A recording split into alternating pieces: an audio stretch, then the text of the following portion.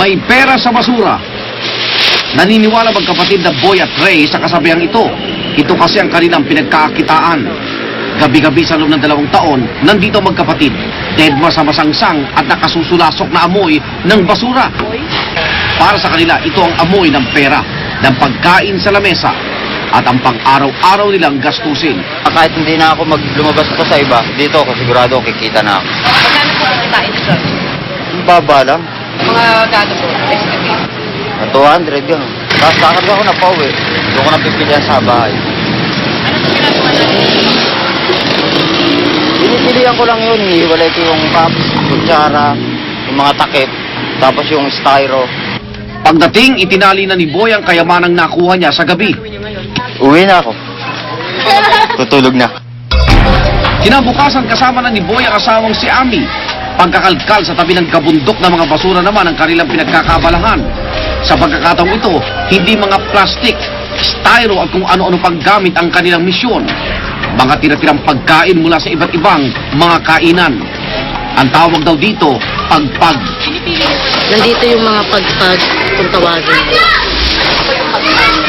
Yung ganito, yung mga manok na tira-tira ng mga kinain, ng mga kinain ng tao.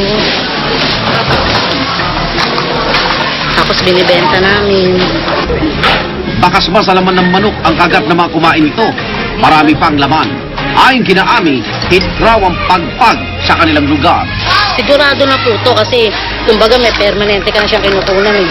Hindi katulad nung mangunguha ka sa labas, mangunguha ka ng sibak, mangunguha ka ng karton, makikipagsapalaran ka pa eh. Eh eto siguradong may hawak ka na, talagang totally na hindi ka na talaga magugutom. Sa tabi mismo ng kalkalan, nakilala namin ang mag-inang Eileen, pati ang kanyang 1 taong gulang na anak, pagpag ang kinakain. Ano po ba nakain naman? Pritong pagpag. Pritong pagpag. Bakit matagal na po siya kumakain yan? Matagal na po. Hindi wala po siya nararamdaman. Wala po. Inaabot sila ang 2 oras sa pag-ipon ng pagpag. Dadalhin na ito sa karinderya ng kanyang biyana na si Aling Rosalina para ipagbili. Ayon kay Ami, ang pagpag hindi lang lamang tiyan nila. Ito rin ang bumubusog sa kanilang gutom na bulsa. 50 pesos din daw ang isang kahong pagpag. Matapos ang bentahan, ire-ready na ito para lutuin. Nagawa ninyo? Minsan tumutulong. Ano po yan? Bakit yung po chinachop? Tinatanggalin hindi nakakapapakinabang. Yung puto po. 2 beses binabanlawan ng mga ito sa mainit na tubig bago lutuin. Ano po niluto niyo ngayon? Ito pong pagpag. Ano po niluto yan? Apritada. Ewan ko ba kasi ito talaga ang nahiligan ko kasi mabili. Nung subukin ko, mabili talaga. Sa isang buong araw, nakakatatlong malalaking kawali na apritadang pagpag si Aling Rosalina. Sa dami ng kumakain pagkatapos ng araw, simut sarap ang mga kaserola ni Aling Rosalina. 10 piso ang isang order ng pagpag. Mas mahal lang na 5 piso ang piniritong pagpag. Ayon pa kay Aling Rosalina, alam naman ng kanilang mga parokyano na pagpag ang kanilang binebenta. Pero dahil mura, kusang binubura nila sa isipan ang pinanggalingan ng mga ulam. Hindi nang madumi yan eh. Bakit po? Kasi yan mga kinakain ng mga customer na konting kagat lang. Tapos siguro hindi na kayang kainin. Huwag niyo nasasabihin na kahit na ganito ng magkatao namin, yung marurumi yung pagkain. Hindi. Patawid gutom tayo para makatipid kami. Para makaipon kami para sa pamilya Malinis namin. naman to. Ano? Sa ating pagpag? Napakasarap! Ang tingin naman ni Rebecca, masustansyang pagpag kahit paggaling ito sa basura. Kaya inaaraw-araw niya ito. Hanggang pagkapong kami, yan ang inuulam namin. Wala po kayo nararamdaman ng kain? Wala naman. Ito, tumataba pa nga ako. Ang lakas ko pa, umubuhat ako ng 2 container na tubig. Tapos hinahampas ko sa asawa ko. Kasi basta na pampalakas tong pagpag. Pag hindi ako nakakain nito, nanghihina ako. Kailangan kumain ako ng pagpag. Saan niya po? Kaya sabihin niya. Pinapangan ng pagpag. Masaya man silang kumakain. Naalarma kami sa sitwasyon. Ligtas ba sila sa pagkain ng pagpag? Nagdala kami ng 2 nutritionist mula sa Makati Medical Center upang ipaliwanag ang mga sakit na maaaring makuha sa pagkain ng mga pinupulot sa basura. Yun yung gusto namin paratingin kasi kung may iwasan din lang yung mga sakit na galing din sa pagkain. Kung pagkain din lang naman yung solusyon. Paliwanag ng nutritionist, ang mga ganitong klaseng pagkain ay may dalang mga matitibay na bakterya na hindi na mamamatay sa init ng pagluluto. Ilan sa mga bakterya ay ang Salmonella, Staphylococcus aureus at E. coli. Nakukuha ito sa basurahan o kahit mismo sa mga laway ng mga unang kumain ng mga pagkain. Salmonella in big amount. Actually, wala siya specific na sakit. As in sakit na kunyari hepatitis. Walang ganun. Salmonellosis. Salmonellosis lang. Pero yung symptoms niya would be dehydration, prolonged diarrhea, vomiting, on and off na nalagnat.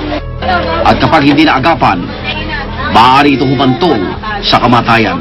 Kaya wala akong peligro na bukod sa nabandian na piprito pa ulit sa mantika. Kaya wala nang peligro dahil kung nung una pa may nagano niya, nung palang sana hindi na ako nagtinda. Tugon naman ng nutritionist sa tindera, maaaring mas malakas na ang immune system ng mga residente kung kaya't wala pang nababalita ang nagkakasakit ng malala. Kasi yung immune system ng tao would vary dun sa environment na ginagalawan niya. Gayunman, hindi nangangahulugan na ligtas na ang kalusugan ng mga kumakain nito dahil ang ibang mga bakterya nananatili sa loob ng bituka at doon ito naiipon at dumarami. Hiningi rin namin ang opinyon ng Manila Health Department, Sanitation Services tungkol sa panuntunan ng mga maliliit na karinderya. Meron kaming guidelines sa sinusunod sa sanitation code at saka yung sa implementing rules and regulation on food safety. Ayon pa kay Romeo, dapat malinis ang tubig na ipanglilinis o ipangahalo sa mga pagkain. Mahalaga rin daw na magsuot ng hairnet at apron sa tuwing maghahanda at magluluto ng pagkain. Para yung cross-contamination from the cook doon sa kanyang food na pinaprepare mapoprotektahan. Panatilihin ding mainit ang pagkain kung galing sa init at malamig naman kung galing sa lamig para maiwasan itong mapanis. Dapat din magkaroon ng kitchen counter na ginagamit sa paghahanda ng pagkain upang mapanatili ang linis ng pagkain. Matagal ng problema ang pagpag, pero ang pagbebenta nito sa mga karinderya, ngayon lang daw nila nalaman. Mayroon palang ganito na ginagawa yung mga ating kababayan na nakukuha pa nila na ibenta ito for the general consuming public. Aminado rin sila na kulang ang investigasyon pagdating sa kalinisan ng mga pagkain sa karinderya sa kanilang narasakupan. Kasi may mga areas na hindi na natututukan totally ng mga bawat ng mga sanitary inspectors. Medyo mahina. Mahina ang aming monitoring surveillance. Pero nangako naman sila sa amin na mula ngayon, tututukan nila ang pagpapalakan sa mga karinderyang nagbebenta ng pagpag. Ang dapat natin ito, ma-address itong mga problema na ito, siguro dun sa aming pag-i-implement nung sa food safety. Tulad ni Aling Rosalina, sa pagpag na kumukuha ng kabuhayan ang ilan sa mga residente rito.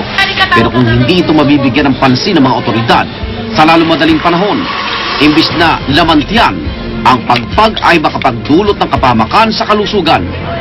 Aantayin pa ba natin na may mapahamak bago matakot at gumawa ng aksyon?